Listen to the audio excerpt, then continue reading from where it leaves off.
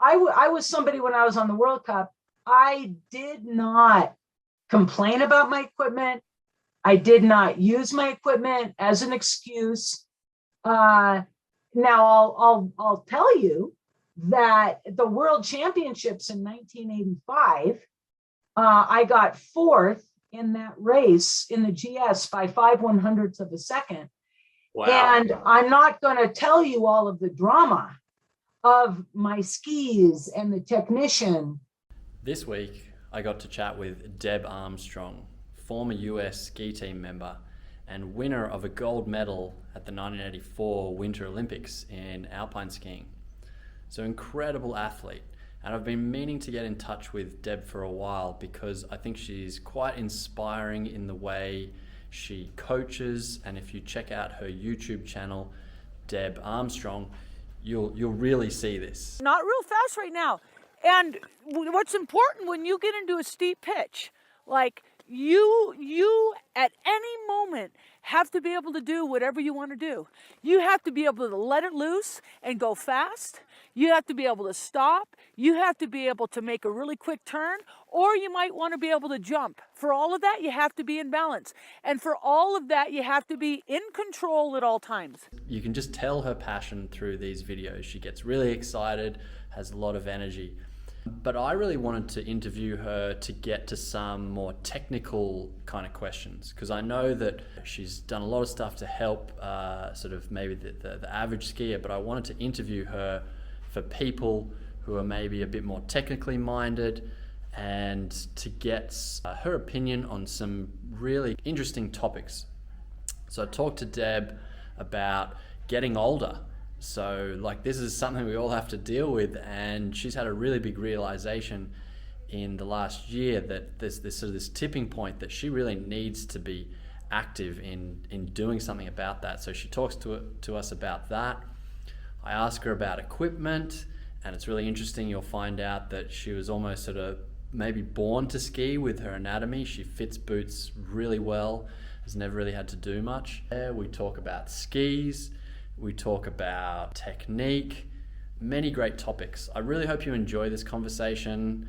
I thoroughly did, and I can't wait to chat with Deb again and hopefully go for a ski with her and make a video with her on snow as well, because I think it'd be a really fun experience and we'd learn a lot. That's enough from me. I hope you enjoy this interview with Deb Armstrong. Where I am finding my personal joy. You know, at this point in my career, I am older.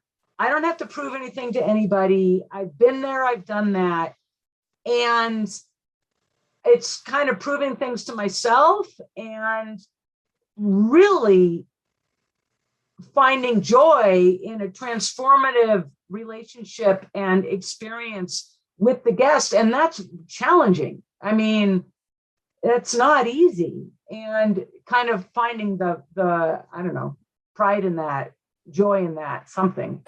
So on that, like the goal being like a transformative on snow experience, would you say there are a couple of things that really you find seem to be barriers, hurdles to getting there? Like, for example, I'd say for me, like I really find it's people's beliefs before you're coaching them, and if they're really, you know, holding on to that because maybe their dad taught them a certain way, and you're telling them something that's complete opposite to what their dad was their hero, you might never get through to them unless you approach that barrier. So yeah, I mean, that's tough. It's tough. It's tough working with those folks who don't necessarily want to learn. That's not where they're at, or they don't necessarily care. You know, they don't need to improve. They don't want to improve. So there would be a disconnect. I'm not going to be the best person to be skiing with that person because I am just wired to learn. Wired for growth, wired to improve. I don't really relate with the people who are out there who don't want that. So so I'm not going to be the best guide for you on the mountain, with the folks that are just set in their belief system, as you just said, yeah, that's an interesting challenge, and I like to take on that challenge. Like, can you think of an experience maybe last season with someone that maybe you got through to that person, or you figured out or they maybe actually realized themselves what that was a block? Like, is there a personal experience there? Well, I don't know if I can think of one exactly, but I have to be careful with myself, because the block could be with me. I mean, if they're dead set in where they're coming from, am I going to assume that they're the one that has to change? I mean, am I the one that is always right? Am I the one who knows everything? I mean, I have to ask myself that question. Is this a situation where I need to be open here? Actually, that's huge. Like, I can think of a number of times being on snow with some maybe prolific type people where they've got themselves in a situation where they've not wanted to give up because of the ego or whatever. They're not wrong. And it's hard, isn't it? It's like your ego, like, it's so precious. And it's hard for me to think of a situation where I have all the answers. I mean, I don't know how somebody learns best. I do not know how somebody is hearing what I'm saying. I don't know how they're understanding what I'm saying. So I certainly don't have all the answers. And there are so many times I'm wrong. And I'll give an example. I was with a 9-year-old this last summer. And this 9-year-old is a good little skier. And this 9-year-old was motivated to go up longer in ski length. And, I was set in my mind, no, that's not right for you. But I kind of needed to pick my battles. I mean, long story short, this kid got on this really long slalom ski and he just diced it. I mean, he humbled me, he taught me. And I just thought, wait, that I'm a real hard-headed, I've got ego. I'm a strong voice, a strong mind. And that gets me into trouble. I mean, I can be like a freight train with my thoughts. And I think sometimes that serves me really well. And I do know a lot. I mean, I have a lot of expertise and experience but I don't know everything. So that's always a balancing act. Now, there was an example of an individual who had a lot of credentials, kind of an older individual who was not evolving their mentality, not evolving technique. And there was sort of a feud within this person's ski club.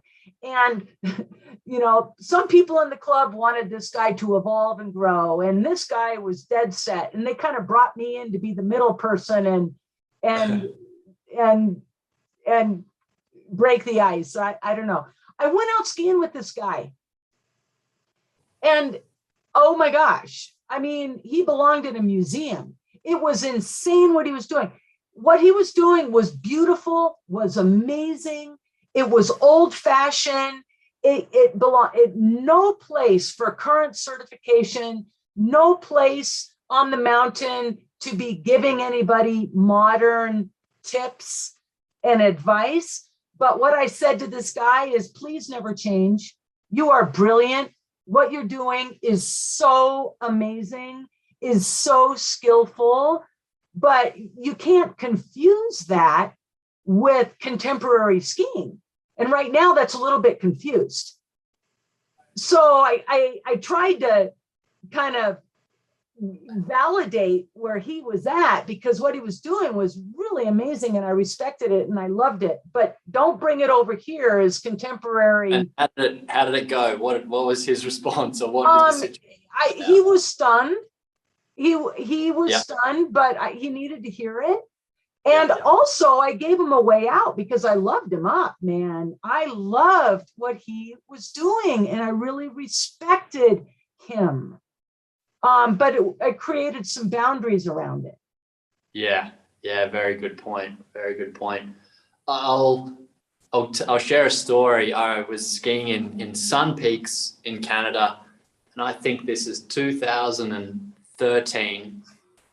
And there was a guy over there working for the ski school, and I'd get on the first lift every morning because I would start my classes at 9, so I'd be on the lift at 8:30 on the beautiful snow, and this run under the chairlift was one of the best ones. It had the best pitch and it was nice and wide, and so obviously everyone's watching each other as you ski down. People watching you and change. There was this guy who was an Austrian who would also often ski the mornings, and we'd always sort of pass each other Fun. And I remember, so I got to know him, and this guy, he was actually really good friends with Richie Berger. So Richie Berger trained him back in sort of Richie Berger's heyday. And I could kind of see it in his technique. Yeah. So we got to know each other, and then we went out skiing a few times, and he said, "Hey, Tom, with your short turns," or I think I might have been asked, what do you do in your short turns? He said, "You start with the upper body." And I said, "Well, in my association, we don't. We start with the lower body." Yeah. And he said, well, it's kind of well, whatever, that's what I do. You ask me what I do. And so then I decided to try it, and it felt really good and weird, but I didn't believe it. So that afternoon I got my wife to video me doing short turns. I said, "Jenny, I'm just going to rotate into my short turns, my upper body, doing the wrong thing." And she videoed it. And then I looked at the video and I went, I'm not rotating. I'm looking really dynamic. And so that was I've had some amazing experiences like that. Yeah. Where I break some set beliefs, try it, and then also be a little bit scientific, because I had video. I was just trusting feelings because it was a feeling. And it ended up being a really big breakthrough in my skiing technique. So do you have a story like that in your career, maybe even earlier on, when you were racing at a high level, where you were "Nope, I'm not going to take this person's advice. No, and then you did, and maybe something good happened? Well, I right off the top of my head, nothing's coming up exactly, but maybe similar. I was a youngster. We were in New Zealand. We were having a training camp, and I was 18, and the coaches wanted me to do something really different in my skiing. I don't remember exactly what it was. I'm sure I was a little bit back. I'm sure my balance was a little bit off. I was very strong, very powerful. I could get away with being a little out of balance at this stage in my career. And they wanted to change things up. For me, I was not able to make the change they wanted to see. I felt uncoachable. It was a little bit demoralizing. And that was tough on me. That camp was over. We came back to the same camp a month later, and I communicated with the coaches a little bit differently. And I asked them, I said, "Listen, I'm not bad because I'm on the US ski team. I've made the US team. So something about what I'm doing is working. I needed to figure out a way with the coaches to not give up what got me to that point, but to add tools, to add skills, to complement more to what I was doing. I was not the complete skier yet. And there were some nuances. And when I hear the story that you just told, I can't imagine you completely changed everything up, but you added just a little accent or a little flavor, a little something from watching this other skier, or this tip of maybe a little upper body, different accent. And wow, I mean, that really was what you needed. And I think with the coaches, when I got to this point where they weren't asking me to change, well, I needed to perceive it as they were not asking me to change. I was going to add to what I was doing. And I've tried to deal with a lot of guests on the Hill that way. I'm not here to change you. What you do, maybe you do really well, but we really need to add a little something here and there. And that's how people got to me as an athlete. I think that's, yeah. See, even now, reframing that experience, that's now probably how I would explain it. Even if I told the story again to someone else, right, I would say what I worked out was this was not changing the tip. He was not changing me, because I guess in my head, when he said do that, I had this image of seeing an intermediate skier rotate and then affect everything else. But I knew what a like an early edged cutting, carving ski felt like. So adding this didn't take away from that, because like you said, very sensitive.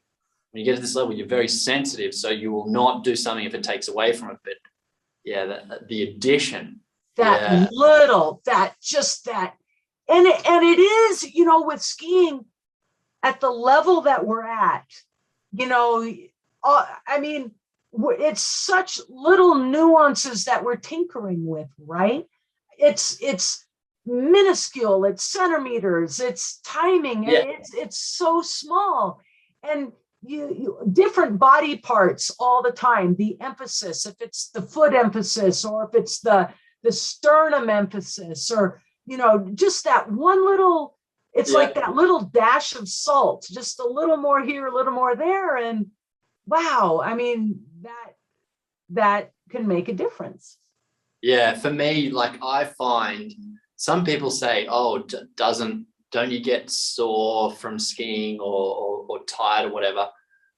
For me, the way I approach skiing a lot of the time, it feels like yoga to me in a way, because, and I guess I was thinking this, like, what do you kind of need first? Well, first, I think you need like the ski to just interact with the snow well. And I think once you've got that, you can start being a little bit more creative with all these body segments to, like you said, change timing of pressure, change some other aspects.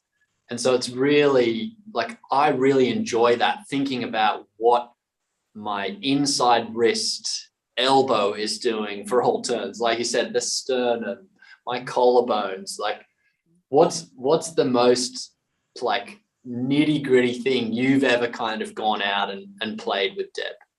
Is that? Well, the most nitty gritty. I mean, I'll tell you, I don't know about the most nitty gritty, but I'll tell you what I absolutely love. Yeah.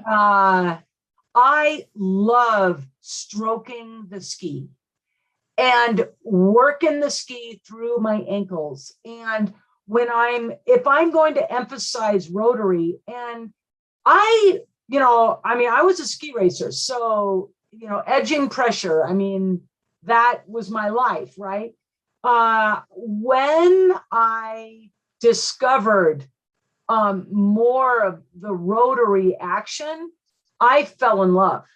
I mean, I could say that kind of turned into a favorite skill of mine. And then working that nuance with the carving. But let me get back to the stroking of the ski and working the ankle. So, when I was racing in the 80s,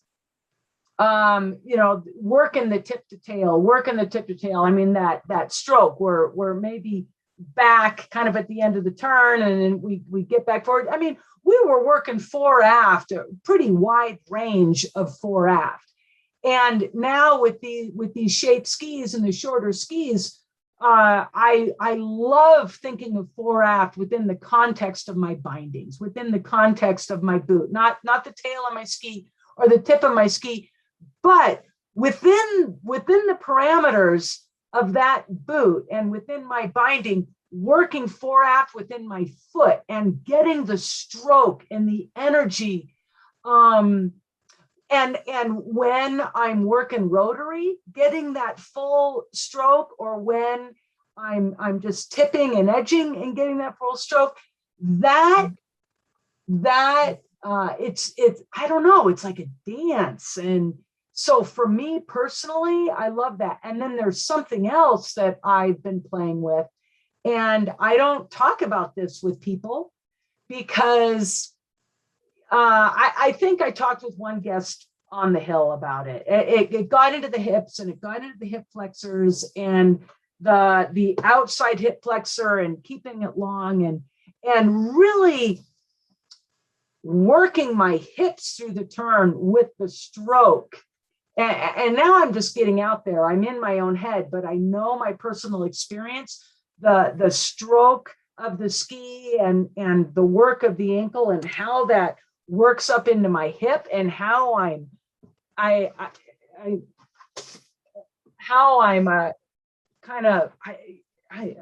it's not a rotating of the hip, but it's a working the hip. Yeah, the pelvis almost driving on the femur. It's that pelvis stroke. Yeah.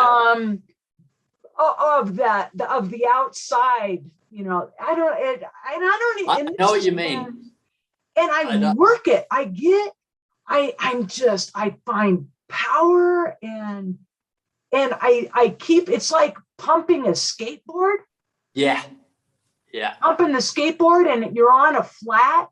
I love being on the flat catwalk and having people behind me and they're all going straight, and I am working it and pumping it and making these turns. And I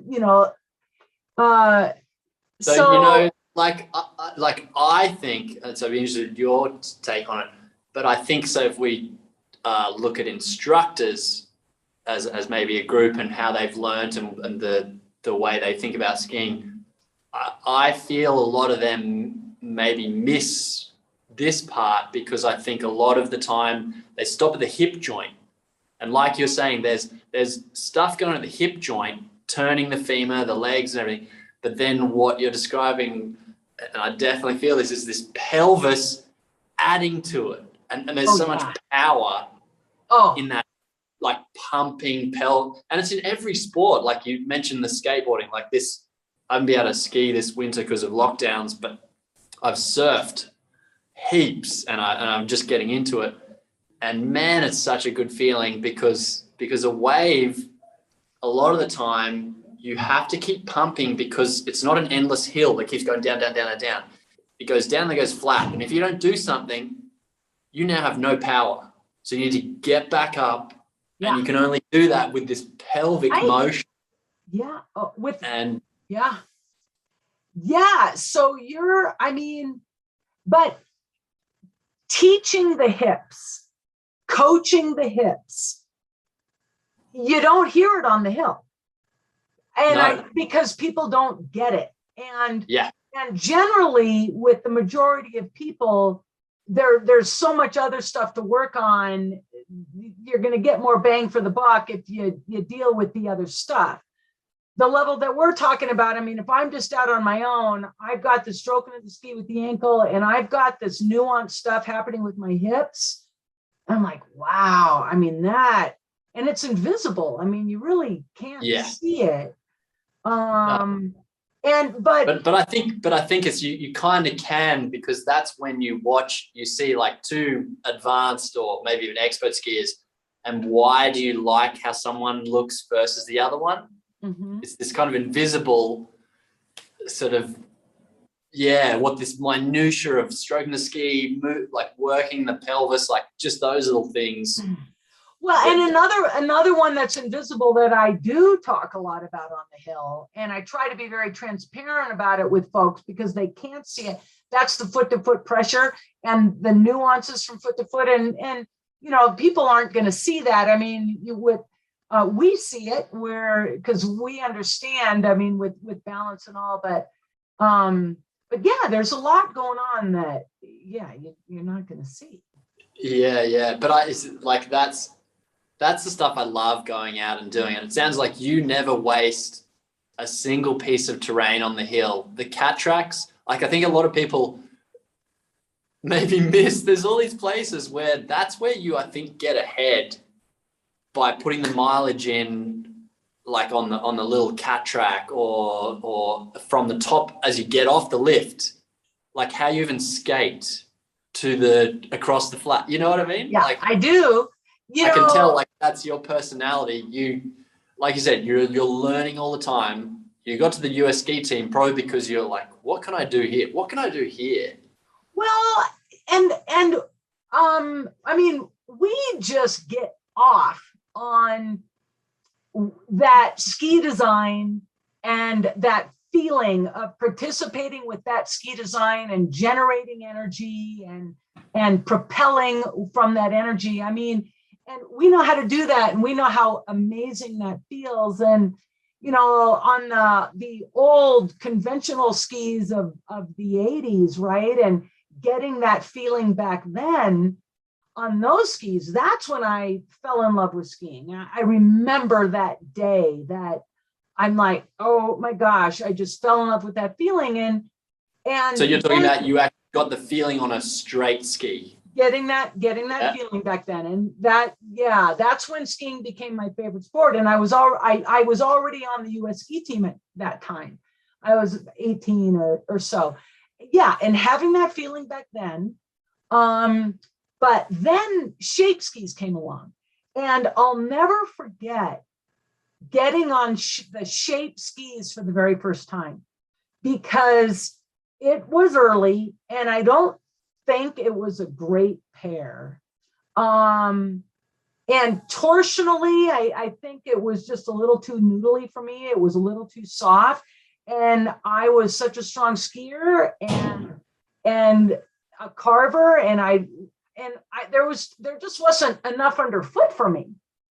That I didn't really like it. But then once I found one that was stiff enough and the right shape and all, I got thoroughly exhausted, because for me, that ski was always on edge and I was bending as tight an arc as I could.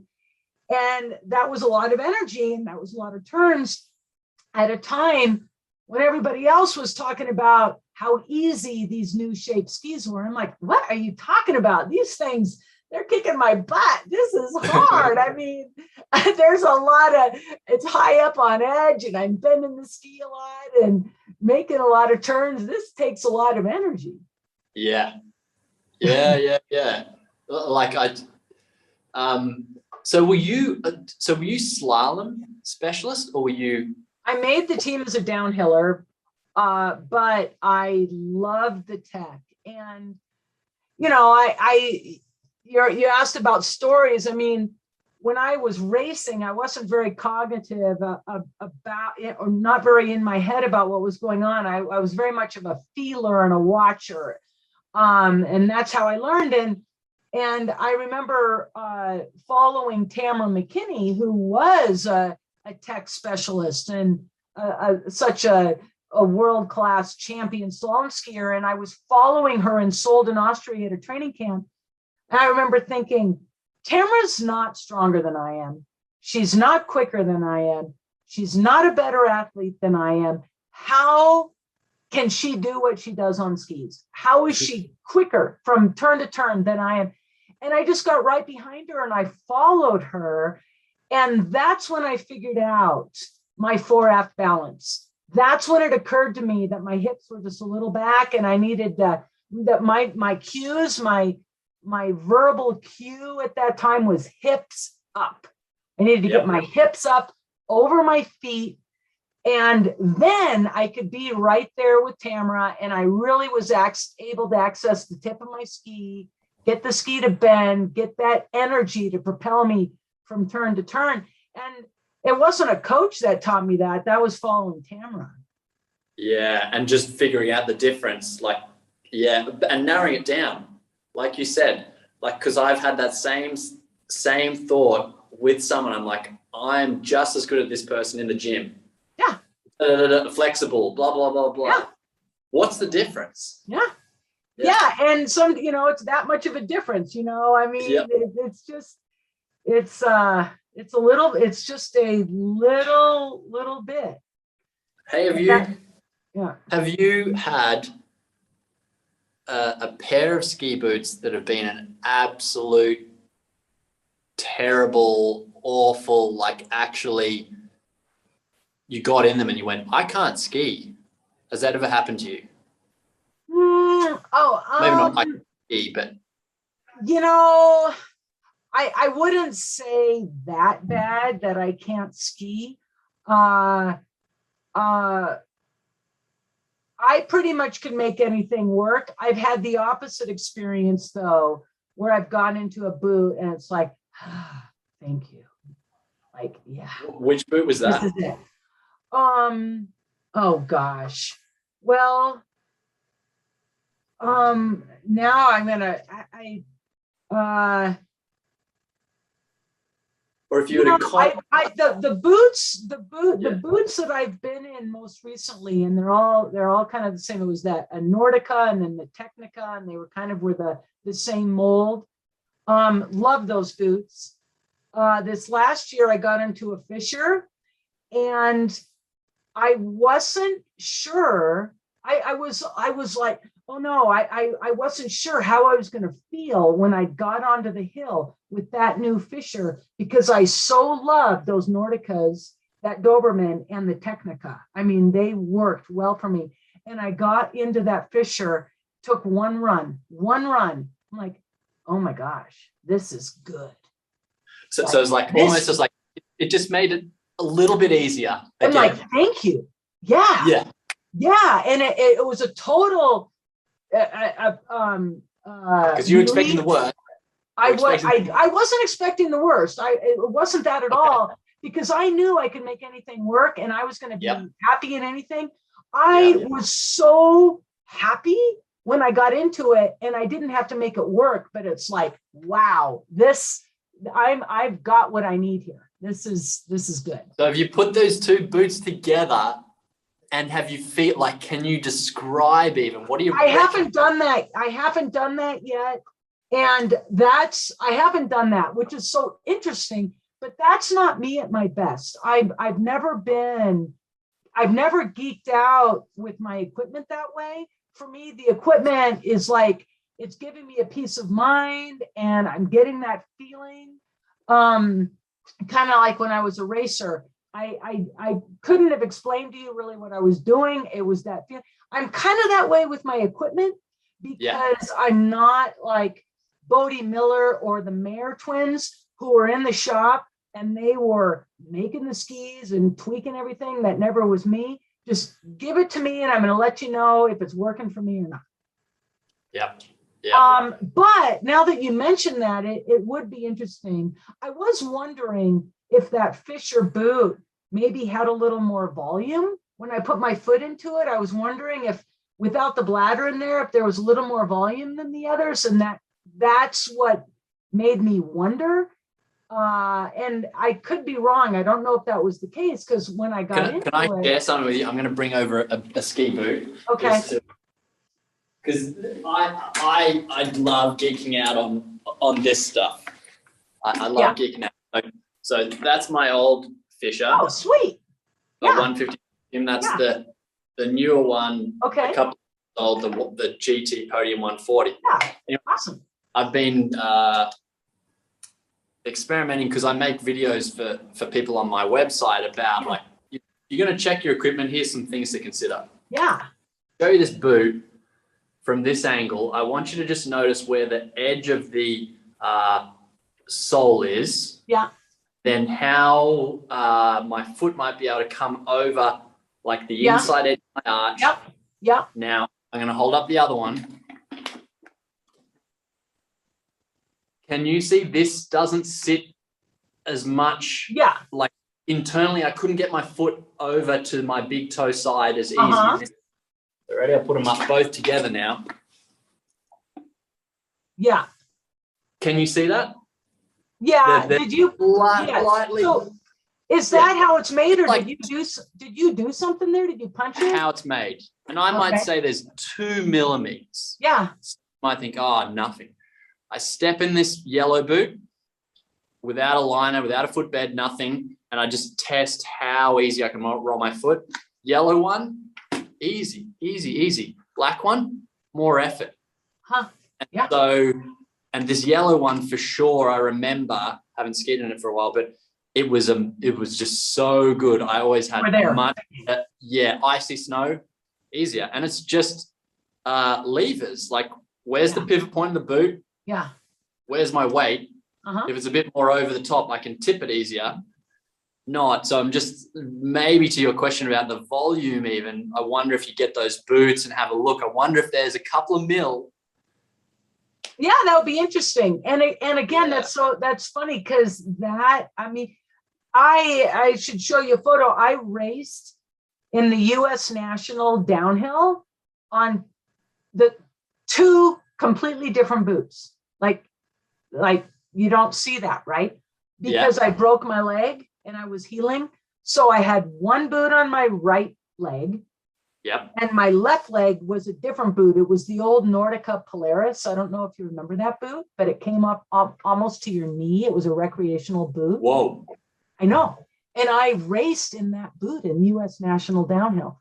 So that kind of tells you the story of my mentality. I just put me on something and I'm going. Yes. Yeah. And I think that's a really good point. And because my sort of business partner, Sam, he raced world championships, Super G. And he's the same. He's like, he skis in a touring boot and a 115 underfoot ski and just like slays them out. And I'm like, oh, wow. And then same in whatever, it doesn't matter. He kind of makes it work. And so I think that's really important to consider. But then, like, I think there is that other aspect of like looking at this stuff. I mean, like you said, like, what if you can get in a boot that makes 0.5% easier? What if that just allows your muscles to feel better throughout the day and not, whatever? And the important thing is it's not an either or. That's true. Yeah.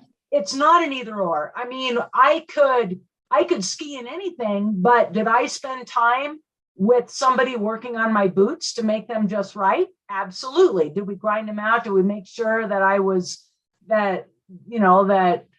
all in alignment? I mean, so yeah, you need to take care of those things. And also with my alignment, with my anatomy, I did not have quirky things with my anatomy that needed to be overcome.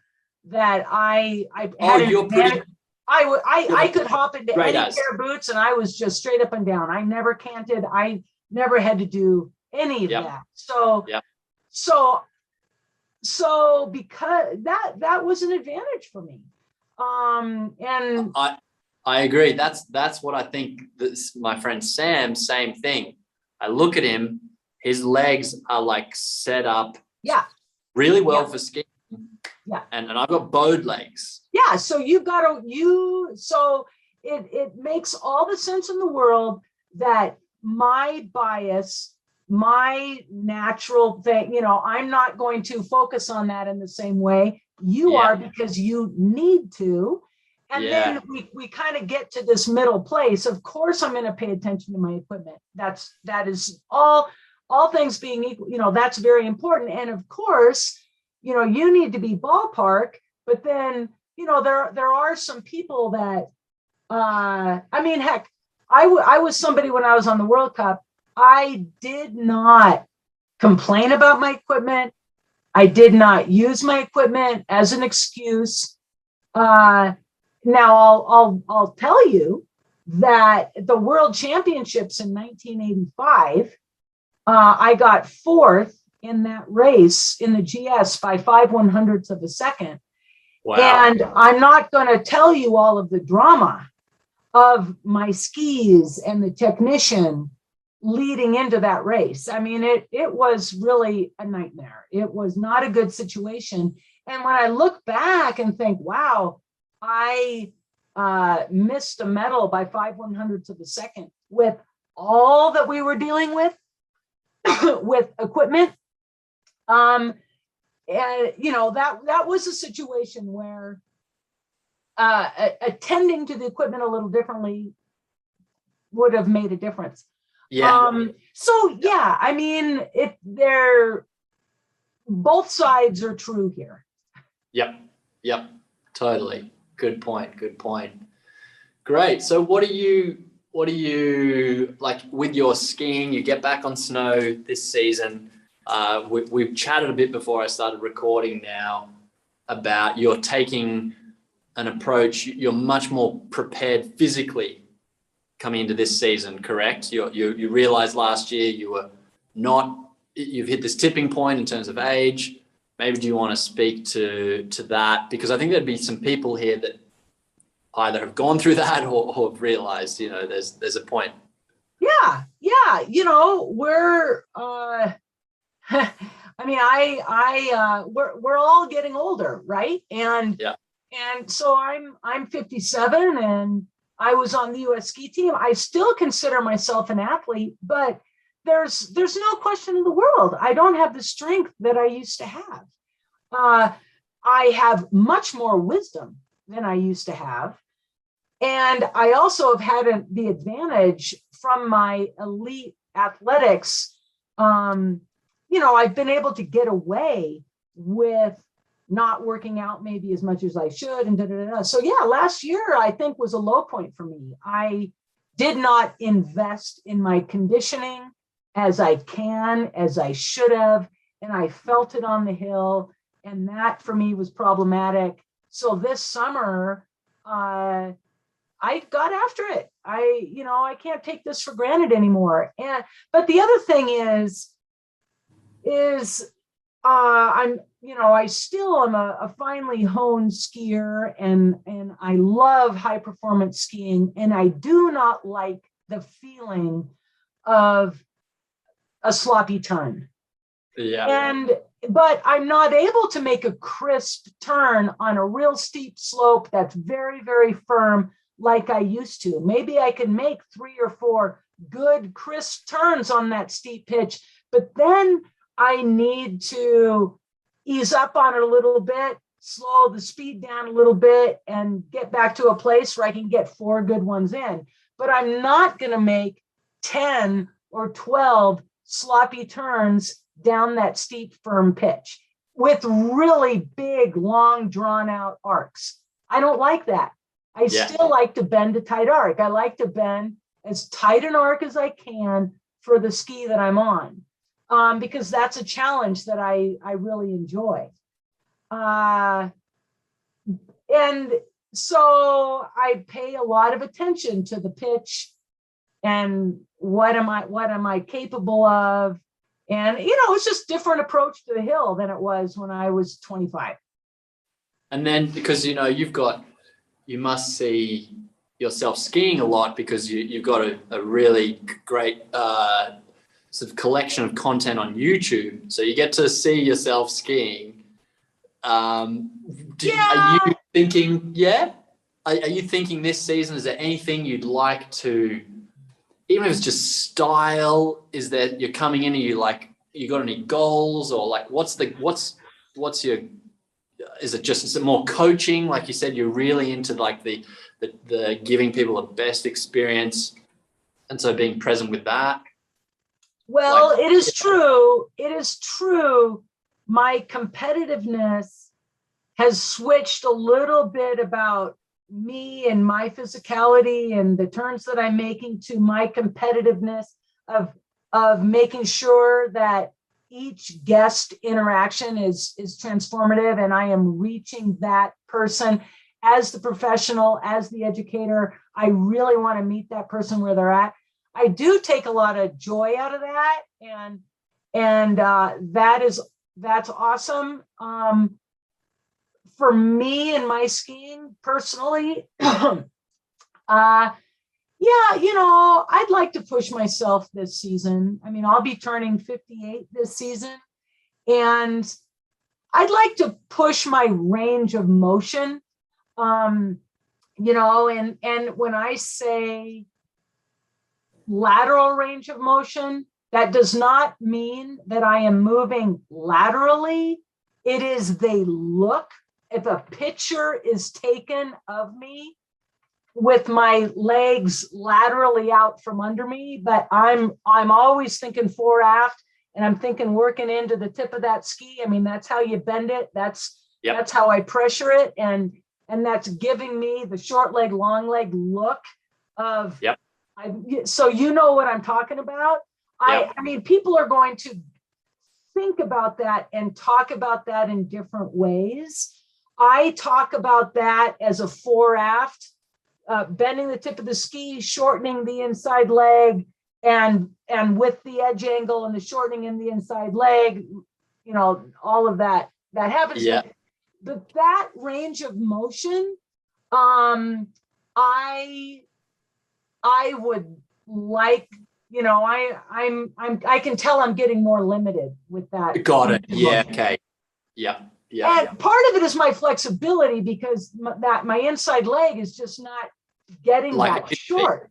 It's not floating. I mean, you look at shots of Schifrin and all of these guys, and you know, that inside knee, it's just in their chest in a way that I can't do that anymore. Yeah.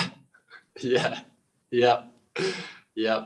So it sort of comes back almost to, like, again, your motivation for this summer and fall, getting physically fit, because like you said, you're getting older.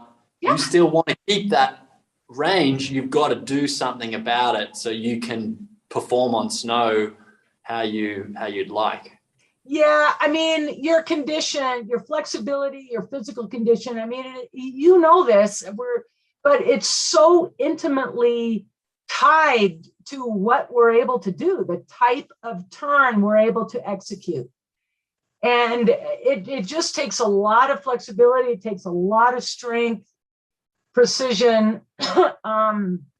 Yeah. Cool. So, and what about moguls? I love them. Anything? I love them. Is there a line you're trying to like improve a bit more fluidity or consistency with, like in the moguls? If it's just a day, you're skiing by yourself, you're just doing moguls, what do you want to nail this season in your moguls? Well, last year that's where I felt challenged with my strength, my physicality, and I'm like, Deb, this isn't safe. You can fake it, but this isn't okay. That's when I got into those zipper line moguls that were really, really icy. Yes. And challenged myself. So this next year, I want to do that more. I'd like to get to that zipper line moguls where kids train. Yeah. And I'd like to get in it and train myself. But then I think I love the moguls, but for me, when I'm out there on the mountain free skiing, I'm not skiing the zipper line very much. I mean, I like trying to find the bank of the neighboring mogul and make that very deep round, that deep round turn line. Yeah. I love that line. I love that line. And does anyone stick out to you that you think, like, maybe on the internet or that is just a master at that? Oh gosh, I'm not going to be able to throw out any names. But when I see it, I saw some video of somebody. I'm not off the top of my head. I'm not remembering names, but it was like 15 years ago, I think. So the ski was a little bit longer, and they were so flipping athletic. I mean, pace, round, quick, mixing it all up. They weren't so hung up on the look. We can, we're performing, and we can get really hung up on look or positioning, that sort of stuff. And these guys, what I saw was just epic athleticism. Yeah. Such athleticism. And getting out of balance and then just right back in balance. I love seeing that, out of balance, back in it. And it just was so fun. Yeah. I think that's really important. Like, that's what I love seeing. People like people that almost can put on a show, and you're just blown away by, the athleticism and the creativity they can put into especially in a mogul field, because I think that allows that, because you can really use the terrain to get air, not get air, right? Compared to and I see a lot of folks who are good skiers, and in their mind, I think they're putting on a show. They're kind of making these perfect turns, and then they perfectly mix it up, and then they perfectly do a little jump, and then they perfectly and I'm like, whoa. I mean, that's not how a slalom ski race is going to be. I mean, to me, it's like I love seeing somebody who's they're in control, but they are on the edge. Like they are so on the edge of almost out of control, but they're so athletic and they're so good. They're still in control, and they mix it up, and you don't really know what's going to happen next. And they just continue to keep it together, and they just blow me away. I don't know. Yeah. I find that really exciting. Same. Yeah. And I think you have to really make that decision because that's maybe a hard choice as a skier, because it is risky, but if your goal is to try and move towards that, you have to put yourself in those situations. And you want to know what? It's risky when you're not really fit.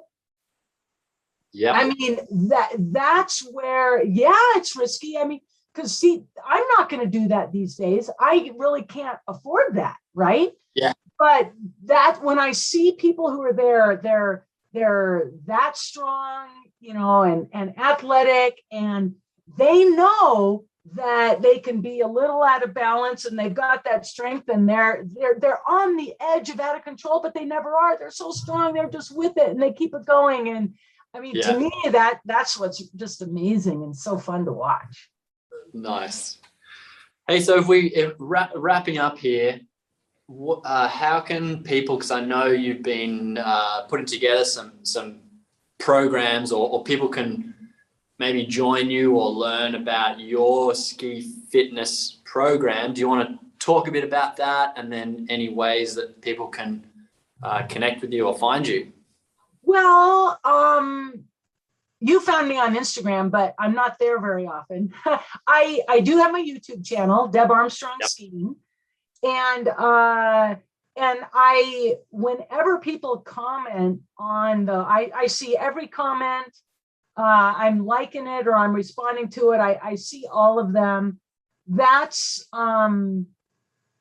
probably not the best way to have a conversation. Yeah. But people can find me that way for sure. And also, I've just started my website, skistrong.org. Right. And with skistrong.org, you can contact me through that. People can find me there. And what do people find on Skistrong? Skistrong.org. Well, I've got my merch, right? I got my Skistrong merch. And I'm getting a lot of requests about skiing with me, and I'm not doing a whole lot of that because I just don't have the time. I've got some programming down in Taos Ski Valley in New Mexico that I'm doing some there. But but I am accessible, and people can find me through that, and through the website. I've got my YouTubes, and I'm just able to communicate, and it's new, so I'm just sort of building it out, and we'll see what comes of Great. it. Awesome. Great. Well, thanks so much. I'm gonna ask a request of you. If you, when you get back on snow, which will be pretty soon for you, won't it? You're going to Solden. I am going to Solden. Yeah, Yeah. I am going to Solden. But around here, I mean, late October, I'll probably get on snow a couple days. In early November, I'll be on snow for sure. Can you message me what you think is the Fischer Technica difference? Like you can feel it.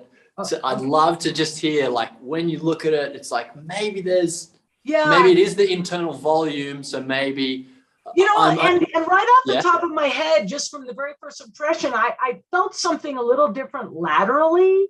It was a lateral stiffness that I liked. So I'm going to have to look at them and really see how. Yeah, cool. I'll pay attention to that. Because I'm a geek about that stuff. I love it. This won't be the last time we chat. No. This won't be the last time. I can tell that we can geek out a long time together. Yeah. This is fun. I love it. Yeah. Good. It's so there's always a like two sides of the coin, positives and negatives. And I think COVID has helped people connect worldwide a whole lot better. Yeah. So I appreciate it. Here. And let's stay in touch. And I hope people enjoyed listening to this chat. Well, I'm glad it worked out. This was very spontaneous, but it was a lot of fun. We'll do more. Exactly.